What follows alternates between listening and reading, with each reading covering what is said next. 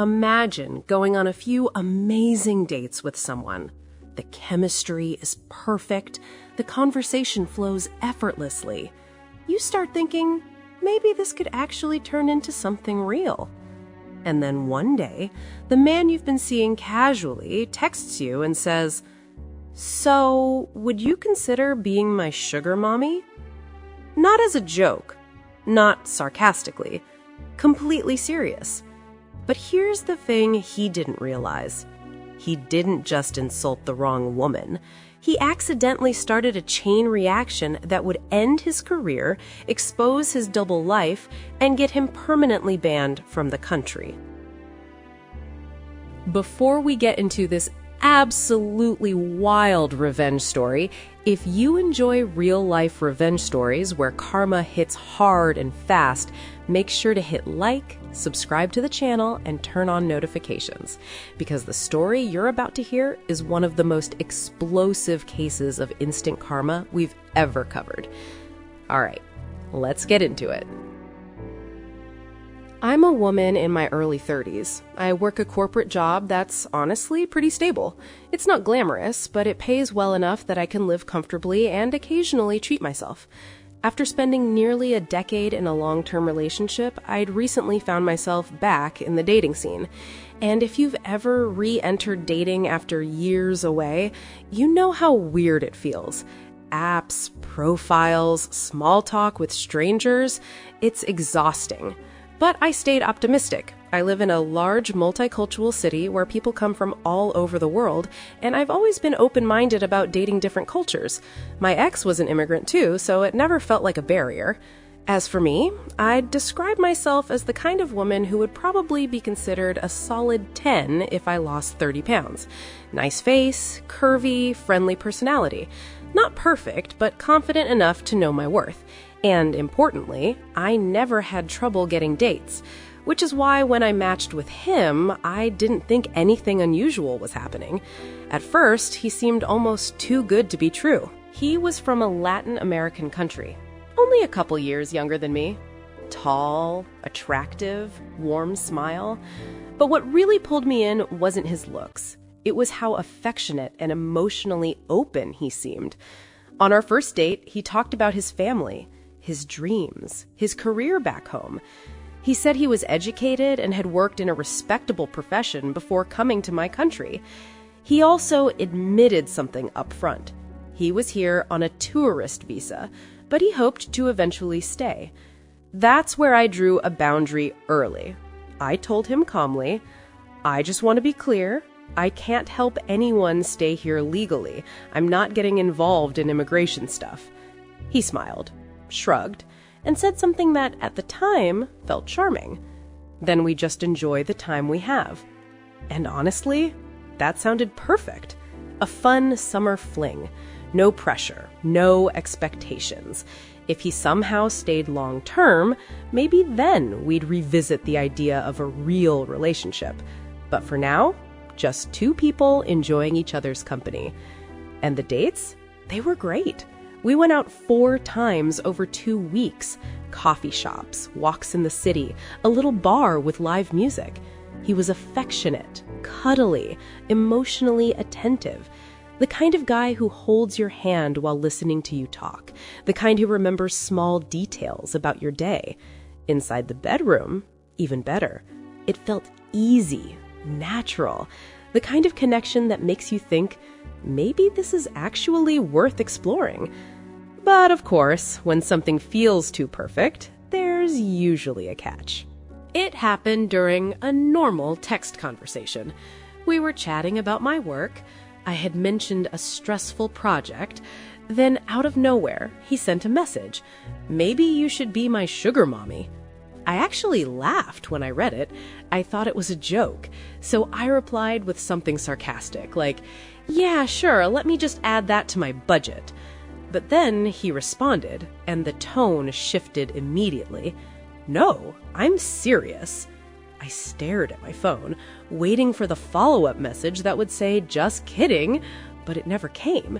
Instead, he started explaining, talking about how he could make me happy, how we could help each other, how I could support him financially. And suddenly, the whole situation felt gross, like someone had just thrown cold water in my face. I typed back, "You're joking, right?" He doubled down. "No, I'm serious." And that's when the anger started rising. Let me explain something. It wasn't just the request, it was the implication behind it. He looked at me, spent time with me, shared my bed, and somewhere in his mind decided this woman probably has to pay men to stay with her. That realization hit like a punch to the stomach, so I let him have it. I told him how insulting it was, how embarrassing it should be to ask someone that. I told him he'd completely misread the situation, and instead of apologizing, he got defensive, then aggressive. He suddenly switched his story. "Oh my God, I was joking. You're crazy for taking that seriously. You really think I'd sell myself like that?" No apology, no accountability, just insults. And that's when something inside me snapped. I screenshotted everything. Every message, every comment. Then I did what most people do after getting hurt. I sent them to my closest friends, and we started talking about it. At first, it was just venting, but then one of my friends said something interesting. Something about him feels off. So she started digging, just casual online snooping, the way friends do. And what she found was weird, really weird.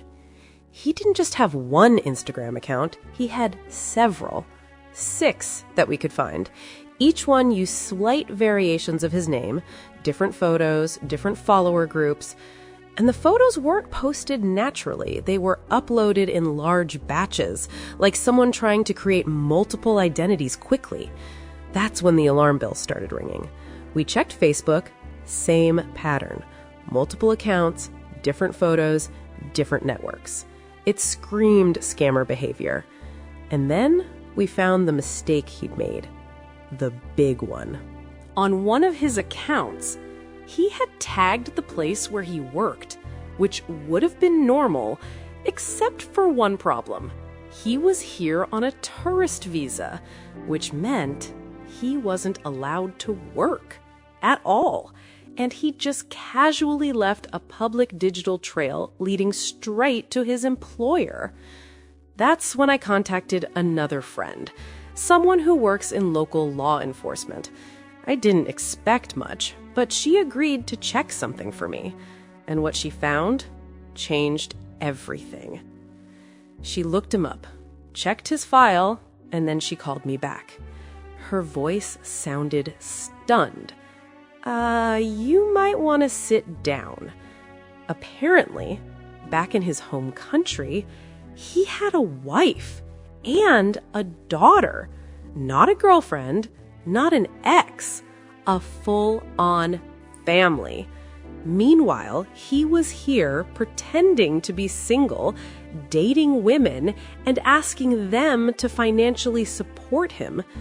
That was the moment the sadness disappeared, and something colder replaced it.